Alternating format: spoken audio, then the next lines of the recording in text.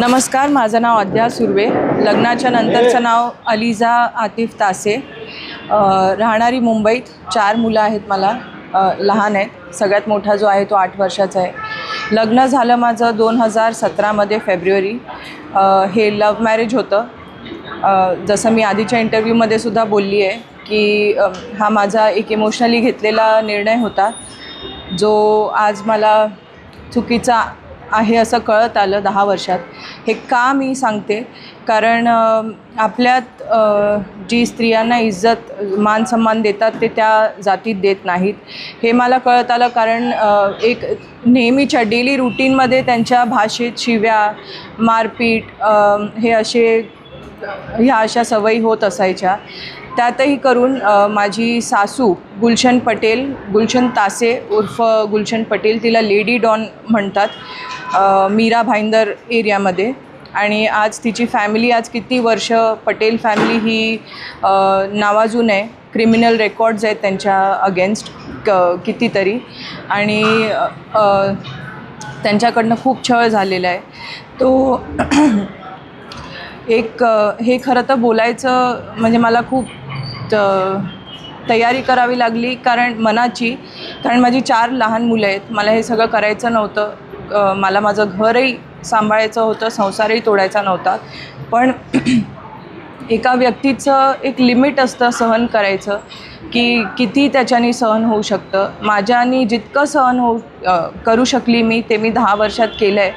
पण एक बायको म्हणून किंवा एक सून म्हणून जो व्यवहार केला पाहिजे तो माझ्याबरोबर कधीच झाला नाही. आणि ह्याचे परिणाम माझ्या मुलांनासुद्धा भोगावे लागले. कारण घरात राहता ज्या गोष्टी घरात होतात, मारहाण होते, शिवीगाळ होते किंवा जे काही होतं त्याचा ट्रॉमा मुलांवर पडतो. आणि त्यामुळे आज मला ही स्टेप घ्यावी लागली. आणि तुम्ही म्हणताय की तुमच्या लग्नाला 10 वर्ष पूर्ण झाले. 10 वर्षात कधीपासून तुमची छळवणूक सुरू झाली? कधीपासून तुम्हाला कळलं की तुमची सासू लेडी डॉन आहे? लग्नाच्या पूर्वी तुम्हाला माहीत, कारण लव्ह मॅरेज होतं तर लग्नाच्या पूर्वी काय बॅकग्राऊंड माहीत नव्हतं का? नाही, लग्नाच्या आधी मला नक्कीच माहिती नव्हतं हे सगळं. कारण कोणीही समोरून स्वतःच्या चुका सांगणार नाहीत की माझं बॅकग्राऊंड असं आहे, माझ्या घरात असं चालतं वगैरे. ते कोणी दाखवताना एक चांगली इमेजच दाखवणार. त्या हिशोबात मी विचार केला की ठीक आहे, एक जातीवाद न करता तो विचार माझ्या मनात कधी आला नाही. एक इमोशनली म्हणून मी विश्वासाने त्या घरात गेली, एका माणसाच्या विश्वासावर गेली. पण नंतर राहता मला कळलं की ह्या सगळ्या गोष्टी एकदमच विचित्र आहेत आणि त्यांना सवय झालेली आहे. म्हणजे त्यांच्यासाठी ह्या सगळ्या गोष्टी नॉर्मल आहेत. तुम्ही म्हटलं की लव्ह मॅरेज झालेला आहे, मात्र ज्या पद्धतीनं तुमच्यावर नंतर अत्याचार व्हायला लागले, एक लव्ह जिहादचा एक प्रकार होता, जाणीवपूर्वक तुम्हाला प्रेमात ओढण्यात आलं असं तुम्हाला वाटतं का? म्हणजे एकूण लव्ह जिहादच होतं का? काय वाटतं तुम्हाला? असं मी जबरदस्ती केल्यासारखं तरी म्हणता येणार नाही, कारण ते लव्ह मॅरेज होतं. पण नक्कीच हा एक कॉन्सेप्ट असा आहे की समोरची व्यक्ती तुम्हाला मॅन्युप्युलेट करते. प्रेमात खूप काही गोष्टी अशा बोलते किंवा विश्वास देते. त्यामुळे आपण त्या गोष्टीत फसले जातो असं मला तरी वाटतं. 10 वर्षांमध्ये तुम्ही कधी पोलिसांकडे गेला होता? 10 वर्ष संसार केल्यानंतर सुरुवातीला पासूनच छळवणूक झाली की आता तुमची छळवणूक? आणि की लव्ह मॅरेज तुमचं झालेलं होतं, तुम्हाला धर्म बदलण्यासाठी कधीपासून दबाव सुरू झाला? छळ झाला की काही कधीपासून झाला छळ? आणि धर्मांतरासाठी कसा दबाव टाकण्यात आला, कसा आणि कधी धर्मांतरण केलं? हे धर्मांतरणविषयी बोलायचं तर माझं ज्या दिवशी लग्न झालं त्याच दिवशी आधी निकाह झालेला. त्याच्याशिवाय त्यांच्यात असं आहे की तुमचं लग्न व्हॅलिडच नाही आहे. म्हणजे जर निकाह नाही होत तर तुमचं लग्न व्हॅलिड नसतं. त्यामुळे तुम्हाला आधी निकाह करावा लागतो, तुमचं कन्व्हर्जन करावं लागतं आणि मग तुम्ही ऑफिशियली मॅरेज रजिस्ट्रेशन वगैरे. दबाव नव्हताच, पण ते एक काय म्हणतात त्याला, संमोहित केलं, मॅन्युप्युलेशन म्हणता येईल. तुम्ही त्या दबावात येऊन धर्मांतरण केलं होतं? हो. कारण त्याशिवाय लग्न हे ॲक्सेप्टेडच नाही आहे असं त्यांच्यात म्हणलं जातं. तुम्ही धर्मांतरण जरी केलं असलं तरी लग्नानंतर बऱ्याचशा, म्हणजे तुम्ही हिंदू होता, बऱ्याचशा हिंदू परंपरा असतात ज्या आहेत त्या जपण्याचं काम तुम्ही करत होता का? आणि समजा करत असताल तर त्याला तिकडून काही विरोध होत होता?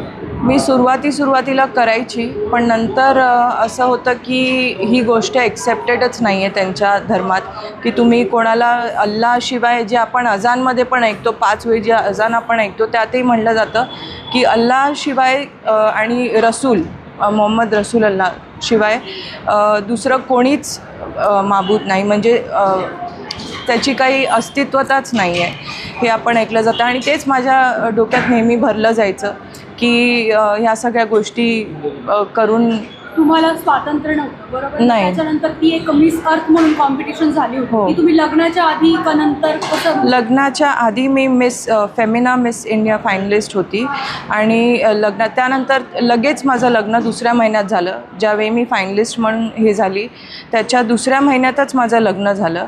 आणि लग्नाच्या नंतर जेव्हा एक म्हणजे माझं 2019 वर्षात खूप मोठं एक फॅमिली क्लॅशेस खूप आलेत आणि त्यामुळे मी घरातनं बाहेर पडलेली, माझ्या आईवडिलांकडे आलेली. तेव्हा माझा एकच मुलगा होता, त्याला घेऊन मी माझ्या आईवडिलांकडे आलेली आणि 6 महिने मी वेगळी राहिलेली याच गोष्टींमुळे की मला परत जायचं नाही म्हणून.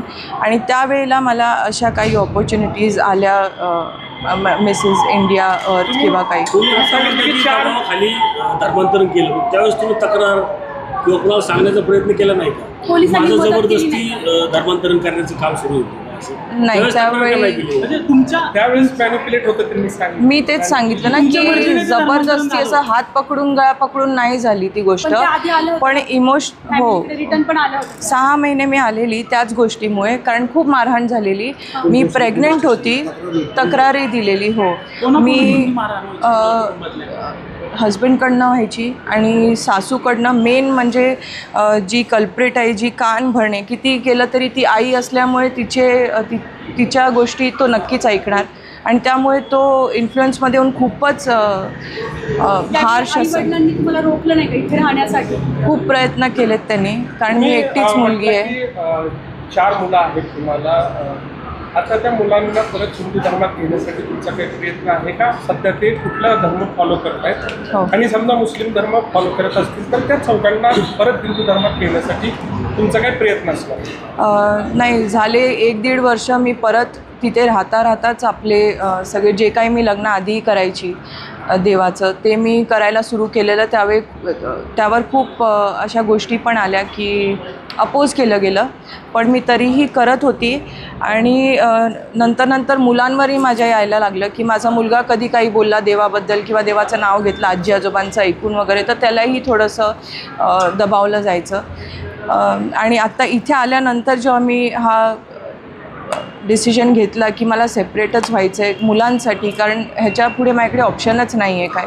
तेच मुलांनी बघण्यापेक्षा बरं आहे की मी माझ्या संस्कृतीत यावी परत आणि त्यांना एक सेफ असं वातावरण मिळावं घरातलं. म्हणून आम्ही एक हवन म्हणतात त्याला, पूजा म्हणतात, कारण माझ्या घरातल्यांचीही आस्था आहे आणि माझीही तशी आहे की इथे आल्यानंतर आम्ही एक पूजा हवन असं केलेलं. जसं आपण त्या गोष्टीवरही खूप लोकांनी प्रश्न उचलले की शुद्धीकरण का किंवा असं काय. तर माझं असं म्हणणं आहे किंवा मत आहे की आपण एका नवीन घरी जातो तेव्हाही एक पॉझिटिव्ह विचार घेऊन हवन करतो किंवा पूजा करतो घरप्रवेश म्हणून. ती तशीच एक आस्था होती, श्रद्धा होती. बाकी त्यात काही दुसरं त्याला वळण द्यायची गरज नाही असं मला वाटतं. 4 मुलांना तुम्ही हिंदू धर्मात घेतलेलं आहे. माझ्या मुलांची नावं मी ऑफिशियली बदलली आहेत. माझ्या मोठ्या मुलाचं नाव मी ओम ठेवलं आहे, मुलीचं अर्णिका ठेवलं आहे, 3ऱ्या मुलाचं नाव कृषिव आणि 4थ्याचं रुद्र असं ठेवलं आहे. तुमच्या ज्या 2 जावा आहेत त्याही हिंदू होत्या आणि त्यानंतर मुस्लिम कन्वर्ट झाल्या, त्यांच्यावरही तुमच्यासारखाच काही अत्याचार होतोय का आणि त्यांनाही परत घरवापसी करायची आहे का? तुमच्याशी काही त्यांचं बोलणं किंवा तुमचं काही चर्चा? जी माझी मोठी जाव आहे ती सुद्धा हिंदू होती, पण आता ती ह्या रिलिजनमध्ये तिने स्वतः ॲक्सेप्ट केलं आहे. ती बुरखा वगैरे घालते, तिला ते मान्य आहे स्वतःला आणि ती करते तसं आवडीने. तिसरी जी आहे डॉटर इन लॉ, सून माझ्या सासूची, तिचे असे काही विवाद होत असतात सासूबरोबर, कारण सासूची अशी वृत्ती असल्यामुळे जी म्हणजे बायकांना तर ती असं समजते की हा एक प्रॉडक्ट आहे, ही एक वस्तू आहे. मुलं काढली की झालं त्यांचं काम संपलं. त्यामुळे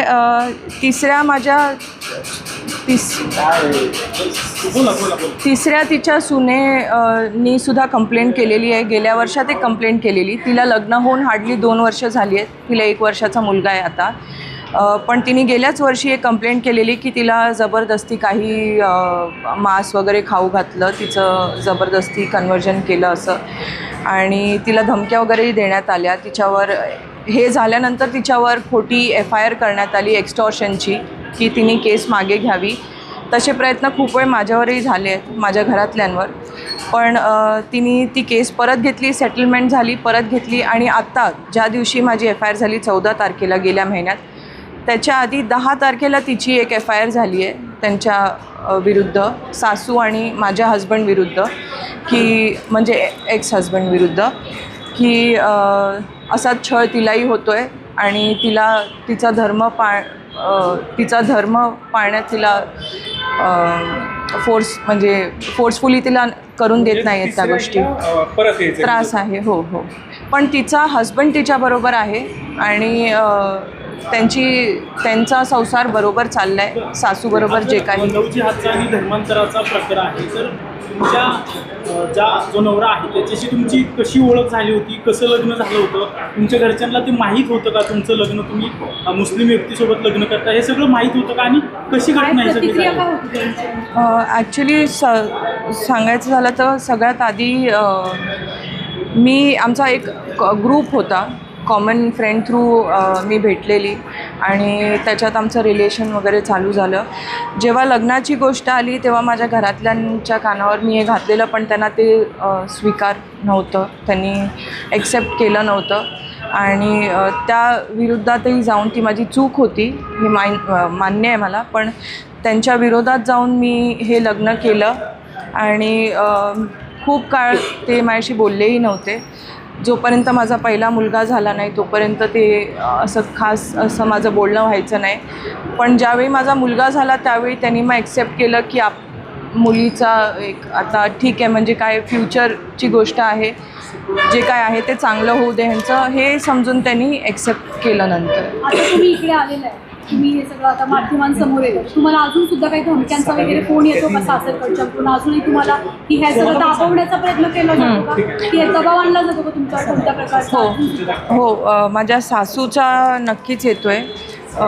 कधीतरी ती शिवीगाळ करते, धमक्या देते, तुझ्यावर एक्स्टॉर्शन टाकेन, तुझ्यावर अशी केस टाकेन, तुझ्या घरातल्यांवर रेप केस करेन, किंवा असं काय काय तिचे धमक्या असतात. कधीतरी ती जेव्हा तिला कळतं की एकदमच ऐकत नाही आहे किंवा परत येत नाही आहे, तेव्हा मग ती मॅन्युप्युलेट करते, प्रेमाने काही काही हे बोलायचे प्रयत्न करते. पण त्यांना आता सध्या तरी मी ब्लॉक केलेलं आहे. त्यांचे वेगळ्या वेगळ्या नंबर्सवरनं मेसेजेस, रेकॉर्डिंग्स वगैरे येतच आहेत. पण मी तुमचा हा प्रवास कसा होता? ज्यावेळेस तुम्ही पुन्हा घर वापसी करायचं ठरवलं तेव्हा तुम्हाला कोणी मदत केली, तुम्ही कुणाला संपर्क केला, प्रवास कसा होता? सगळ्यात आधी तर मी आपल्या आमचे जे CP सर आहेत, मीरा भाईंदरचे कौशिक साहेब, त्यांच्याकडे गेली. कारण माझी आधी पोलीस स्टेशनमध्ये FIR वगैरे घेतली जात नव्हती. जे काय होतं ते एक NC म्हणून द्यायचे, फॉर्मॅलिटी म्हणून, त्यात काही अर्थच नव्हता. म्हणून मग मी CP सरांकडे गेले. मी CM सरांकडे लेटर दिलं, मंत्रालयात जाऊन आली आणि तिथूनही चांगला रिस्पॉन्स मिळाला. महिला आयोगकडे गेली, त्यांनाही पत्र दिलं, त्यांच्याकडनंही चांगला रिस्पॉन्स आला. मग त्यांच्या डिरेक्शननुसार आपले CP सर आणि DCP सर मीरा भाईंदरचे यांनी ह्यात स्वतः लक्ष घालून, महिला आयोगने लक्ष घालून ती FIR माझी करून घेतली. हिंदुत्ववादी संघटनांनी काही नक्कीच. कोणकोणत्या संघटना त्यात तुम्हाला मदत करण्यात अग्रगण्य होत्या? आता तुम्ही वकिलांशी बोललाय का, पुढची लढाई तुमची कशी असणार? नक्कीच मला मदत झाली. आपले मिलिंद एकबोटे सर आहेत पुण्यात, समीर कुलकर्णी सर आहेत, माझे दादा भाऊ समान आहेत हे माझ्या, कुणाल दादा, ते आणि त्यांचे सगळे कार्यकर्ते, त्यांचे हे सगळे आपले हिंदू समाजचे जे कार्यकर्ते आहेत त्यांच्याकडनं खूप मदत झाली. आणि त्यामुळे आज मी इथे उभी राहू शकली. नाही तर कित्येक मुली अशा खचून जातात किंवा त्यांच्यावर जेव्हा त्या आवाज उठवतात तेव्हा त्यांना दाबलं जातं काहीतरी म्हणून, की आत्ता हिला अक्कल आली का, 10 वर्ष काय हे करत होती ते कर. खूप असे कॉमेंट्स येतात. आणि ज्याच्यामुळे मुली खचून जातात. त्यामुळे ते प्लीज करू नये. जर कोणी ज्यांनी सहन केलं आहे त्याला माहिती आहे त्याच्यावर काय त्यांनी काय सहन केलं आहे, आणि त्यामुळे आज जर मी आवाज उचलते तर त्याचा तुम्ही दाबण्याचा प्रयत्न त्याला करू नये, कॉमेंट थ्रू किंवा कशा थ्रू. मी तर ते ॲक्सेप्ट केलं आणि मी तितकी खंबीर आता माझ्या मुलांकडे बघून झाली आहे की मी ते टॉलरेट करू शकते, सहन करू शकते. माध्यमांना सांगितलंय की आज्ञाने केलेले सगळे आरोप खोटे आहेत, की आजही माझी सून आहे. असं काहीच नाही आहे. मी इनफॅक्ट आज ऑफिशियल्स, आपले पोलीस ऑफिशियल्स जे आहेत त्यांच्याशीही बोलली आहे. ह्याच्या आधीही ही गोष्ट निघालेली, पण त्यानंतरही मी क्लिअर केलेली ही गोष्ट की माझ्याकडनं काही कॉम्प्रोमाइज किंवा सेटलमेंट झालेली नाही आहे. ते प्रयत्न करत आहेत, पण माझ्याकडनं तसे काही प्रयत्न झालेले नाही आहेत. आणि आजही माझी लढाई जी आहे ती माझ्या मुलांसाठी आणि माझ्यासाठी चालूच आहे. माझे त्यांच्याशी काही संबंध नाही.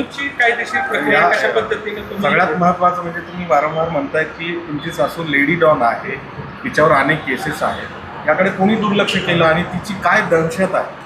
दहशत तिची म्हणायला गेली तर फारच आहे तशी त्या भागात मीरा भाईंदरमध्ये. तिचीच असं नाही, तिच्या भावांची आसिफ पटेल असो, तात्या पटेल असो, बिलाल पटेल असो, हे सगळे असे तिचे 7 भाऊ आहेत. त्यांच्यापैकी दोघांचे मर्डर झालेले आहेत आज काही वर्षांपूर्वी. आणि बाकीचे जे आहेत त्यांची दहशत होती, पण आता जेव्हापासनं आपलं प्रशासन बदललं आहे तेव्हापासनं खूप फरक आला आहे. आणि दोघं भाऊ म्हणजे ऑलमोस्ट सगळेच धंदे काय आहेत? 10 वर्ष होते, धंदे काय तिचे नेमके? हो, आणि कुणाचा तिला पाठिंबा आहे? पाठिंबा तिला काही पॉलिटिशियन्सचा आहे आणि आधीपासूनच राहिला आहे. त्यामुळे ती आज इतकं धाडस करू शकते. आज इतकी वर्ष तिने, मीच नाही तर इतरही 10 वर्ष अद्याप काय बघितलं, म्हणजे कोणत्या प्रकारची दहशत आहे आणि कशाच्या जोरावरती दहशत करते? तिच्याकडे वेपन्स आहेत का? तिच्याकडे काय गुन्हा प्रवृत्तीची लोक काय? कॉन्सेप्ट असा आहे की तिच्यासोबत ज्या बायका राहतात, ज्या तिच्यासाठी काम करतात, मेड्स आहेत तिच्या, पण त्या या गोष्टीसाठी नेहमीच उभ्या असतात की कोणी काही केलं तर ती एखाद्या बाईला उभी करते आणि मग त्यांच्यावर खोटी केस टाकायचा प्रयत्न करते की मला छेडलं किंवा असं काही. आणि असे काही मुलं आहेत मेल्स जे स्वतःवर वार वगैरे घ्यायला तयार असतात आणि वार घेऊन मग समोरच्यावर केस करतात. अशी तिची, आणि पॉलिटिकली तिला थोडासा सपोर्ट. माहितीत असलेले असे कोणते गुन्हे दाखल आहेत तिच्याबरोबर? सध्या तरी मनोरमधला एक गुन्हा दाखल आहे तिच्यात. खूप आहेत आधीचेही. गुगलवर आपल्याला तिचं नाव टाकलं की सगळी इन्फॉर्मेशन मिळते. पण सध्या जो चालू आहे तो मनोरमधला आहे. त्यात 307 केस चालू आहे तिची. आणि बेल नसूनसुद्धा एका दिवशी माझं भांडण झालेलं तिच्याशी काही कारणांमुळे, आणि बेल नसूनसुद्धा ती पोलीस स्टेशनमध्ये बसून, ती व्हिडिओ आहे माझ्याकडे, ती पोलीस स्टेशनमध्ये बसून इतक्या धमक्या, म्हणजे खोटी रेप केस टाकेन तुझ्या घरातल्यांवर, तुझ्यावर एक्स्टॉर्शन करेन किंवा काही, या धमक्या ती ओपनली देत होती. आणि तिच्याबरोबर जी साथीदार होती, तिच्यासाठी जी काम करते बाई, चंपा म्हणून होती, बांगलादेशी होती, ती सुद्धा त्या केसमध्ये 307मध्ये इन्व्हॉल्व होती. आणि दोघीही बेलवर नसताना ही सगळी दादागिरी पोलीस स्टेशनमध्ये बसून करत होत्या. पण मग तिच्या गुन्हेगारीच्या धंद्याचं स्वरूप काय? ती काय जमिनी बळकावते किंवा एक्स्ट्रॉशन काय आहे? तिचं लँड ग्रॅबिंगचा बिझनेस चालतो आणि ऑफिशियली ती कन्स्ट्रक्शनमध्ये ती जी जमीन बळकावली आज कित्येक वर्षांपूर्वी त्यांच्या अख्ख्या फॅमिलीनी, त्यांनी मदरसे बनवलेले आहेत, त्यांनी कॉलेजेस बनवलेले आहेत, मस्जिदे बनवलेली आहेत, कन्स्ट्रक्शन चालू आहेत, सो बिल्डिंग कन्स्ट्रक्शन चालू आहेत.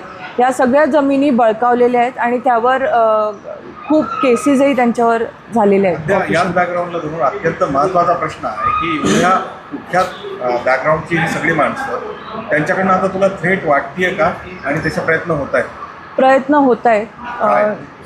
मेसेज करणं किंवा कधी कधी तर धमक्या देणं की तुझ्यावर, ठीक आहे तू एक्स्टॉर्शन करतेस ना, हे तुझं समोर आलं पाहिजे, किंवा तू जे काही केस टाकली आहेस ती सगळी खोटी आहे. जेव्हा की आज मी निघाली आहे घरातनं, ती फक्त माझी 4 मुलं घेऊन मला घरातनं काढलं गेलं. माझी सासू म्हणते की मी घरातनं निघाली, स्वतः ती निघाली नाही, मला रातोरात FIR झाल्यावर काढलं गेलं. FIR व्हायच्या आधी पण मला एखादा आठवडा मला खूप मेसेजेस, घाणघाण मेसेजेस आणि रेकॉर्डिंग्स वगैरे पाठवले जात होते. त्यामुळे मी FIR केली. आणि जशी FIR झाली तशी मी परत घेतली नाही, म्हणून त्यांनी मला घरातनं काढून टाकलं आणि मला पुण्यात यावं लागलं. तर या क्षणालाही तुझ्या डोळ्यात पाणी आहे, तुला भीती वाटते जीवाची काय सगळं? खरं तर आता भीती राहिलीच नाही आहे, कारण 4 मुलं आहेत, त्यांना वाढवायचं आहे, भीती ठेवून चालणार नाही. पण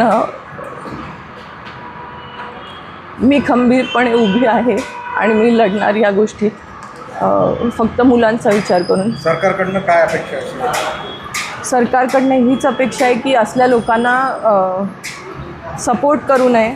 खूप काही पॉलिटिशियन्स आहेत जे नावाजलेले पॉलिटिशियन्स आहेत आणि त्यांचा सपोर्ट तिला ठामपणे असतो आणि त्यामुळे आज ती ही सगळी कामं ओपनली करू शकते घरी बसून. तडीपार असूनसुद्धा ती बाई घरी बसून लोकांना धमक्या देते, मारपीट करते इतरही लोकांबरोबर. ही तिची हिंमत होते आणि ती सरासर तिचे जे गुन्हेगारी तिची वृत्ती आहे ती तिने चालू ठेवलेली आहे. ती होऊ नये आणि ह्या गोष्टीला कुठेतरी थांबवावं गेलं पाहिजे अशी माझी इच्छा आहे. जो लड़की आज ध्यान भटका चुकी ट्रोलर्स आहेत खास करून, जे सगळ्या इंटरव्ह्यूजवर खूप सारी अशी लोकं आहेत आपली जी हळहळ व्यक्त करतात आणि त्यांना कळतं की एका बहिणीला आईला काय त्रास होत असेल. पण खूप अशी लोकंसुद्धा आहेत जी पाडतात, दाबण्याचा प्रयत्न करतात खूप घाण कॉमेंट्स करून. त्यांनी मला फरक पडत नाही, मी इतकी खंबीर झाली आहे, पण इतर मुलींना नक्कीच त्यांनी फरक पडू शकतो. काही मुली चुकीच्या स्टेप्स घेऊ शकतात आयुष्यात. त्यामुळे तुम्ही फक्त इतका विचार करा की वरच्याला उत्तर तुम्हालाही द्यायचं आहे, तुमच्याही आई बहिणी आहेत. आज नाही तर उद्या देव करू नये असं की कोणाच्या बहिणीवर किंवा मुलीवर असा प्रसंग यावा, पण आलाय तर त्याचं तुम्ही त्याच्यावर हसण्याव्यतिरिक्त तुम्ही तिला सपोर्ट करा आणि तिच्यासाठी उभे राहा खंबीर.